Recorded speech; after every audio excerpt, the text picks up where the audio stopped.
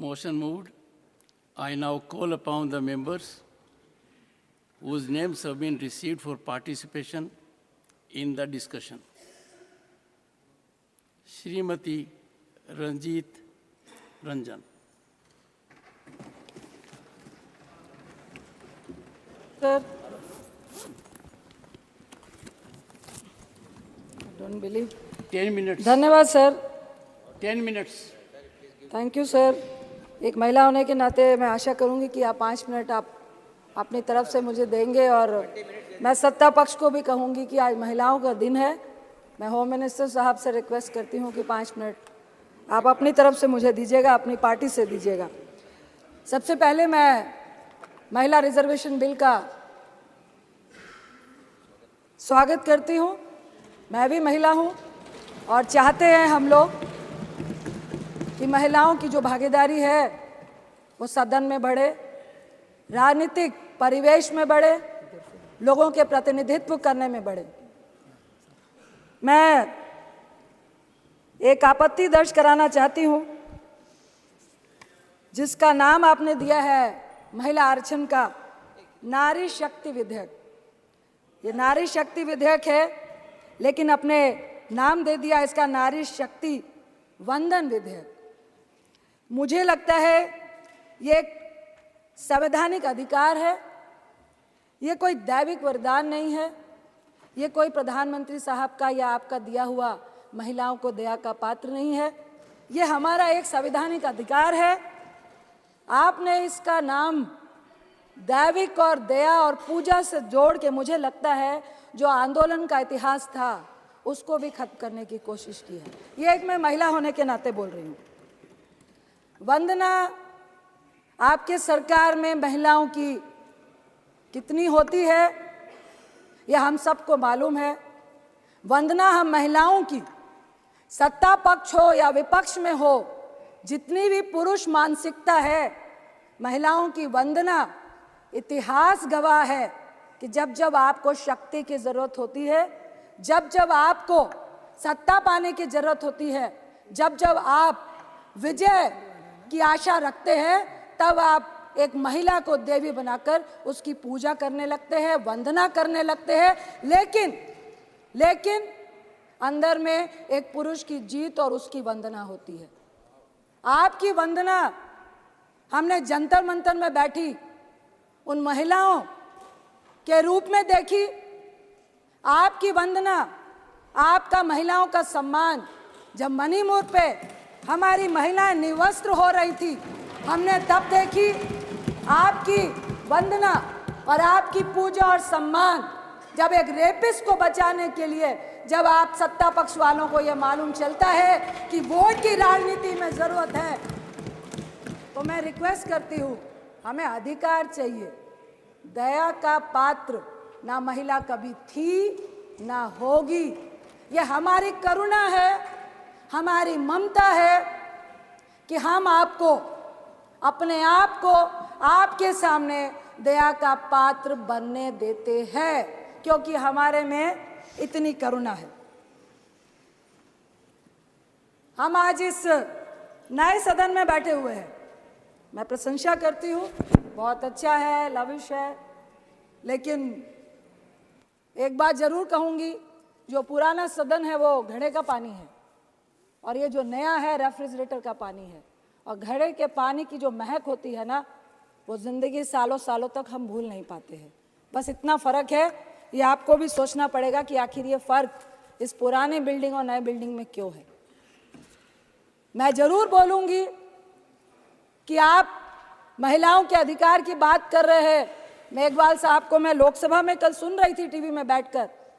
आप बड़ी बड़ी वंदना और नारी शक्ति की बात कर रहे थे, लेकिन आपकी नारी शक्ति के लिए इतनी बड़ी प्रेरणा है सभापति जी कि जब इस नई बिल्डिंग का उद्घाटन हुआ तो हमारी महिला राष्ट्रपति आदरणीय मुर्मू जी को उद्घाटन तक में नहीं बुलाया गया.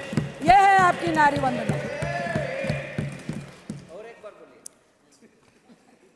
13 साल से हमारा आरक्षण, हमारा अधिकार, हमारा सम्मान से हम वंचित हैं. लेकिन मुझे आपके इस बिल में षड्यंत्र नजर आता है। 13 साल से राज्यसभा में हम लोगों ने पारित किया था और आज आप इसको लेकर आए हैं, अरे प्लीज सुनिए ना।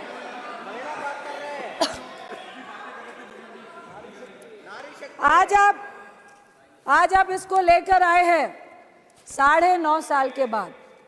2014 में आप सत्ता में आए, आपके मैनिफेस्टो में था महिला आरक्षण देना है। 9.5 साल क्यों लग गए? मेरा पहला सवाल आपसे यही है।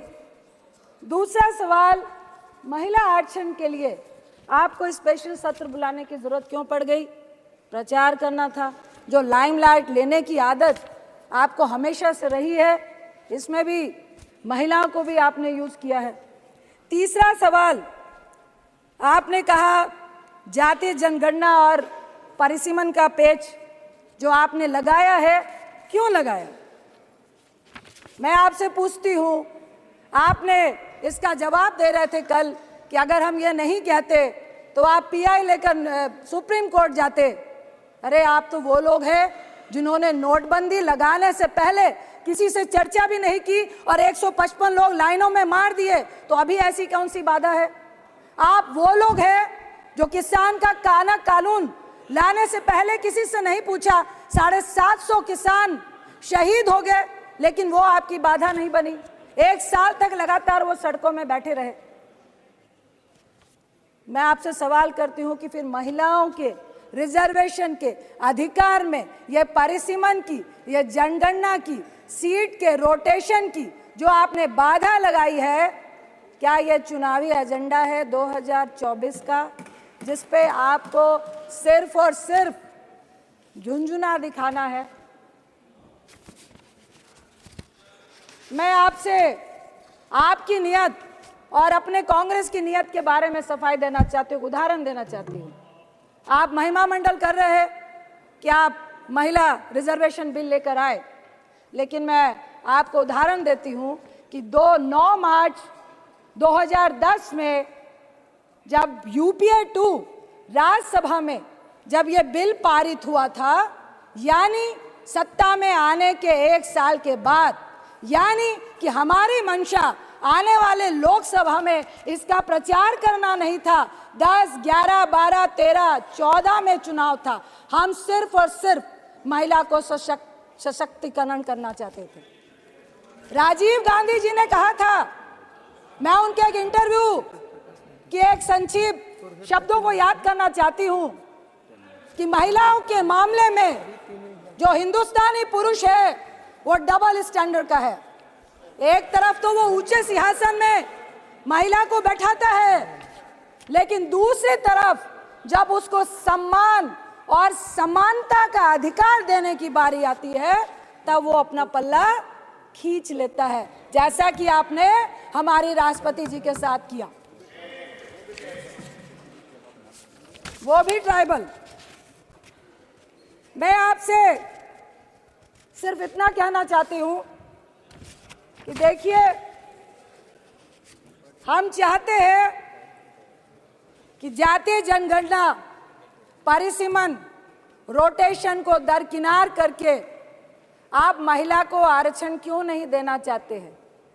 इसका मतलब है आप पुरुष के हिस्से में से महिलाओं को हिस्सा नहीं देना चाहते हैं। आप परिसीमन करेंगे, सीटें बढ़ाएंगे, उसके बाद आप महिलाओं को एक अलग से हिस्सा देंगे।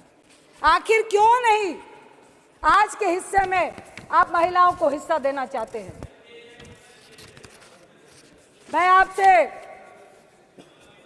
इतना ही कहूंगी कि हमारा जो महिलाओं को मजबूत करने का जो महिला का बिल था, वो यूपीए 2 में जो राज्यसभा में पास हुआ, हम चाहते हैं कि ये जो आपने नारी शक्ति का वंदन विधेयक का नाम दिया है, इसको समानता का अधिकार दे, हमें वंदना और पूजा नहीं करें।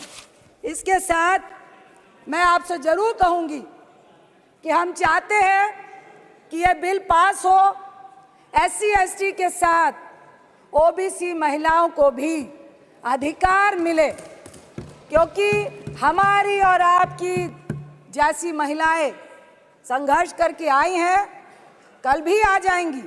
हमें भी संघर्ष करना पड़ता है, लेकिन इस राजनीति के फील्ड में, इस मैदान में एक अकेली महिला अगर वो समाज के लिए अच्छा भी करती है, लेकिन इस राजनीति के दलदल में उसका अकेले कूदना, संघर्ष करना आज भी बहुत जटिल है। क्योंकि अगर महिला मजबूत है, आपके साथ कंधे से कंधा मिलाकर चलना चाहती है, अपनी राय रखना चाहती है, वो जो पुरुष मानसिकता है उसको गवारा नहीं है। हम चाहते हैं, मैं अपनी पक्ष की महिलाओं से भी कहूंगी कि जब मणिपुर की घटना घटी, जब किसी भी रेप की घटना घटती है, जब हमारी पहलवान बच्चियां बैठती है, आपका समय समाप्त हो रहा है। समानता का अधिकार दिया है आपने महिलाओं को, ऐसा अधिकार दिया है समानता का अपनी महिला मंत्रियों को कि उनको कह दिया जाता है कि एक शब्द भी महिला के शोषण के खिलाफ आपका निकलना नहीं चाहिए। ऐसी समानता और ऐसी दैवीय शक्ति हमें आपकी नहीं चाहिए, हमें अपना अधिकार चाहिए। इसके साथ ही मैं एक कविता का अंश पढ़ के अपनी बात को खत्म करना चाहूंगी। नारी के ऊपर एक कविता है, उतारो मुझे जिस क्षेत्र में सर्वश्रेष्ठ कर दिखाऊंगी, औरों से अलग दिखने में कुछ अलग करके ही जाऊंगी। चाह नहीं है एक अलग नाम की, इसी को महान बनाऊंगी। नारी हूं मैं इस युग की, नारी की अलग पहचान बनाऊंगी। जो सदियों से देखा तुमने लिपटी साड़ी में कोमल तन को, घर घर में रहती थी वो पर जान न सके थे उसके मन को। झुकी हुई सी नजरें थी, वाणी मध्यम मधुर सी थी, फिर भी तानों की आवाज प्रबल थी।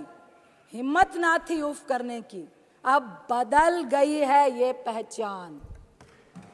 अब बदल गई है ये पहचान, नारी की ना साड़ी परिभाषा, वाणी अभी भी मध्यम मधुर सी, पर कुछ कर गुजरने की है प्रबल सी आशा। चाहे जो भी मैं बन जाऊं, गर्व से नारी ही कहलाऊं। मुझे गर्व है कि आज सभापति की चेयर में हमारी ओलंपियन पीटी उषा जी बैठी हैं। मेरा बचपन का सपना था, जब मैं पूजा में जाती थी और गॉड से विश करती थी, मुझे राजनीतिक व्यक्ति नहीं बनना था कि मुझे पीटी उषा जी की तरह गोल्ड मेडल लेना है।